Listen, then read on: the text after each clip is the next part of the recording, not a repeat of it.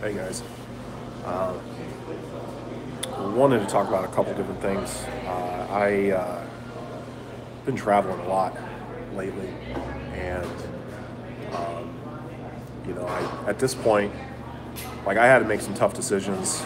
I'm still, it still kind of pains me some of the stuff that the decisions I had to make, with all the work, I put into my boat, having my dog for 11 years, and basically having to give her to, a new home. But I consider myself at this point a digital crypto nomad. Like I've been traveling a lot. I'm looking to do some different things in Asia. I had to come back here to the States and essentially kind of get rid of everything that I have in the States. And that's been a little bit difficult because I put so much time, effort, and energy into some different things. I'm just having to let it all go. So you know, I, it's it's a little bit of a sacrifice that I've had to make. You know, getting into this arena. I first started with cryptocurrency in 2013. That's really when I first started buying Bitcoin and trading altcoins. I traded on Poloniex and Bittrex right after the first kind of bubble at the tail end of 2013. Really kind of got into it heavy. The market kind of really dipped down. It just wasn't quite ready for it. And now, things have changed a little bit. You saw Bitcoin in 2017 go from $1,000 to $20,000. So it's been, you know, it's, it's a new digital, financial, legal, regulatory environment that we're living in. And I don't know if everyone has the answers in terms of, how everything's going to be treated and kind of, um, just, how they're going to regulate it. I mean, they're talking about how few people are claiming cryptocurrency profits and whatnot on their taxes. I think most people, if you're smart about it, you'll want to claim the minimum. There's also some issues with that in terms of what the government different governments are going to have access to in terms of records and the auditing process. But it's still kind of the wild west of cryptocurrency at this point. And so that's kind of why, like lately, since basically the summer of last year, I was pursuing different opportunities. So a lot of people know me through getting pretty involved with BitConnect, though I was working with some other platforms before I got into BitConnect down in California. I've mentioned that a few different times on my stream. So I've been I've been just kind of like really traveling quite a bit all over, looking for kind of like a crypto like home in a sense. But I think one of the things I'm starting to realize is the only thing that's really constant is change. And I think that a government regulatory can come up with a new regulation that affects the way cryptocurrency is going to be regulated in that locality, which could change your business operations overnight. And so the flexibility of being able to get into different platforms, different cryptocurrency groups. I think that was kind of like, I think a lot of people are still really let down by BitConnect, and part of that was because there was such a strong community of people that were all really brought together. You didn't really see that with other platforms and whatnot. And so I think that now you're seeing lending platforms are not really something that the cryptocurrency market is really ready for at this point. You're going to see people attacking it. I don't think it's going to be something that's going to be trending in 2018. So diversification has been the big thing that I've been preaching. Been trying to get most of my people that are following me. Like that's going to be your best strategy at this point, and that's really what I'm trying to help people get a little bit more a little bit more stability in that sense. As far as like a BitConnect update, it's really been there hasn't been anything. I think that there's a lot of people that are still standing on the sidelines waiting for something to be said, something to be done. The ICO for BitConnect X is launching pretty soon. It'll be interesting to see how that pans out, but a lot of people are really quick to call it a pyramid and a Ponzi scheme and a scam. And I think that it's hard to say. I still feel it's too early to place accusations, because I don't think really anyone knew what was going on other than the people behind the system, the developers. And it's hard to say what they were encountering. They were claiming that they were getting DDoS attacked. They were claiming a few different other things. There's a lot of people that are kind of skeptical of that. There's some information out there that doesn't look very good on BitConnect's behalf, and it's hard to say, but that was really a huge phenomenon in 2017. And I think what you're going to see is you had the largest community in cryptocurrency was built on BitConnect. Now it's going to be it's still a coin that's functioning. It's still a coin that has value. That unfortunately is being delisted on different exchanges. It doesn't seem though BitConnect is really doing the proper, going through the proper channels to right themselves and be in the right in terms of if it's going to be deemed a security, if it's going to be how it's going to be classified, as if it's property.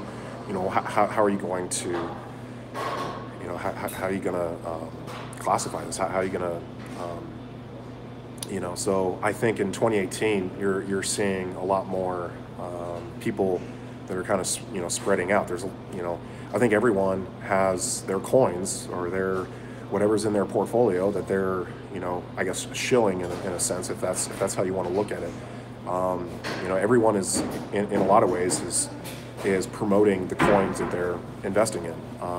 There's been some YouTubers out there that have had some situations where they have been kind of caught in taking money to promote some of these platforms. So it's not really an unbiased opinion, and so it's really difficult to know who to trust. I always wanted to be an authentic person in the space. I never really wanted to be someone that was marketing BitConnect, and I think that's why I really haven't had a whole lot of hate on my channel, or a whole lot of people that are too upset with me, because a lot of people don't really know me or weren't following me or don't know much about me. But for the most part, like I was more focused on really trying to find out more about kind of what's going on behind the scenes, and what I can do to be involved in this. I think that there's so much opportunity in cryptocurrency, and I think a lot of the people that unfortunately were getting behind BitConnect now have a little bit of a tarnished reputation because they're looked at in that light. And I think that you're also seeing the other side of the coin, where you're seeing a lot of people that maybe I don't necessarily have the utmost respect for in terms of cryptocurrency like knowledge or whatever, but they're kind of the ones that are like, I told you so. I tried telling you, like, this is like, it's kind of a moot point at this point, because I don't think really anyone really knows the full details of what was going on. So for me, I've needed flexibility, and just traveling. BitConnect allowed me to really kind of travel. I traveled through Thailand, Vietnam, Indonesia, Singapore. Went through Bali. I've been been in the Philippines. Been in California, Arizona, and that's just in the last 6 months. I don't know where my travels are going to take me next, but I did realize that I needed some flexibility. Like, I needed to be able to pick up, and if I need to go to you know, a blockchain event in India or a blockchain event in Korea or something, I want to be able to pick up and go. And so that's the digital crypto nomad lifestyle. If that's really what you want to get into, I'm looking more and more at meeting those types of people that are kind of in the same realm as me. Like I've met, you know, several that are out in Asia, but for the most part, I think a lot of people are kind of in their own geographical area, and there's, you know, there's some comfort to that. You know, you're always maybe coming home to the same space. You know, for me, like I had a dog, so I had at least a little bit of, you know, some family in that point. Like my dog was really the only family member, you know, that you know, in my immediate family, I guess you could say. And so it was really hard to say goodbye to her. But I just, the woman that I have taking care of my dog is going to take much better care of her than I would. I've already seen that. It's been hard for me to have, you know, patience, and she's getting old, and there's restrictions with flight. She was the second breed on Korean Air in terms of restricted breeds. I could go through all the different, you know, channels to basically get her ready to make that flight, and then I could show up at the airport, and then they wouldn't even let her get on the plane. There was just too many unknowns, too many uncertainties, and I just couldn't do that to my dog. So I have someone that's taking care of her. I'm going to come back and visit, you know, my dog when I'm back in the States. That's kind of the plan. Same thing with my boat. The guy that I've got is, you know, we're going to work together, and he's going to, you know, take me out on the boat. So at least I'll get to kind of enjoy it in that sense. But I don't necessarily have the obligation, the bills, and so that gives me some freedom. And that is really what I've been focusing on, is trying to, you know, to free myself up for opportunities. You know, BitConnect was an opportunity. It didn't pan out, you know, as everyone had hoped. You know, there's still some uncertainties behind it. You know, there's a lot of people that are, you know, very, very negative. I mean, pretty much everything that you're seeing is negative. Like, you're not seeing a whole lot of positive news come out, and part of that is because they haven't really been updating, you know, their community on what's going on. You know, I mean, I'm in contact with several people, and well, like, they haven't heard anything. So it's, you know, I think everyone is kind of moving on to, you know, whatever it is that they're going to be looking at in the crypto space next. So.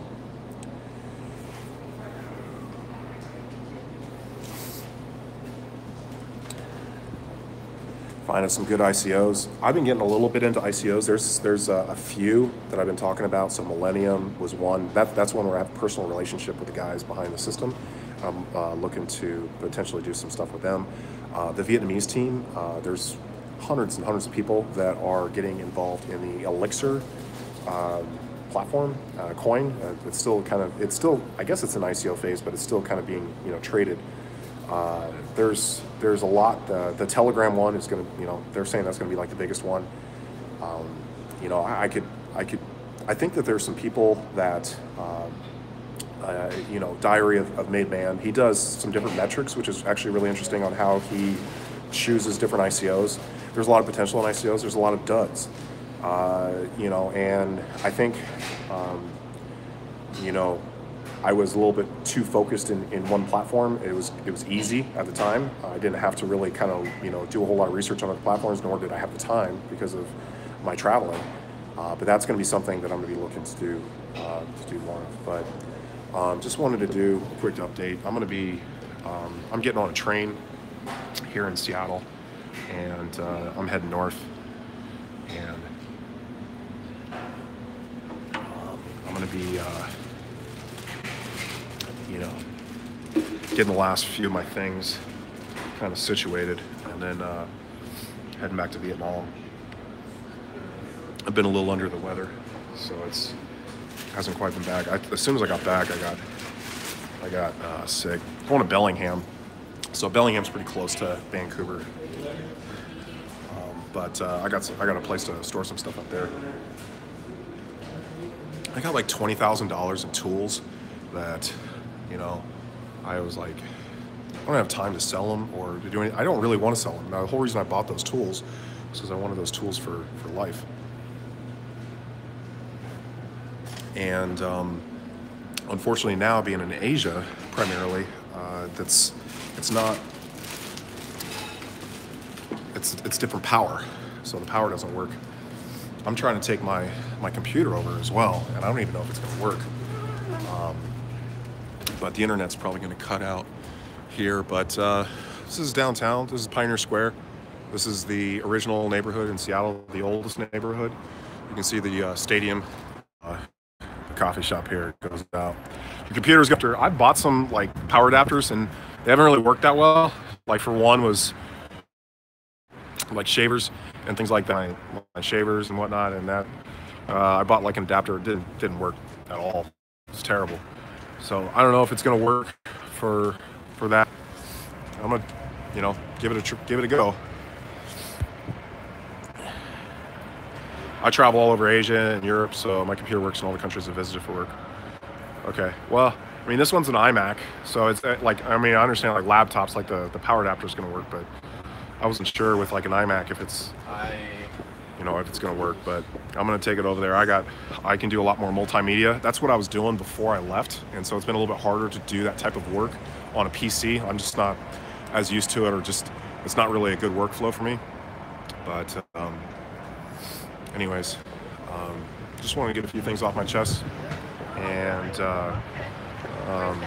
you know, as I get back, get more ingrained, I'm going to be doing a little bit more in-depth reviews on some certain things. So right now, I'm just traveling. So I'll catch you guys. On the next one.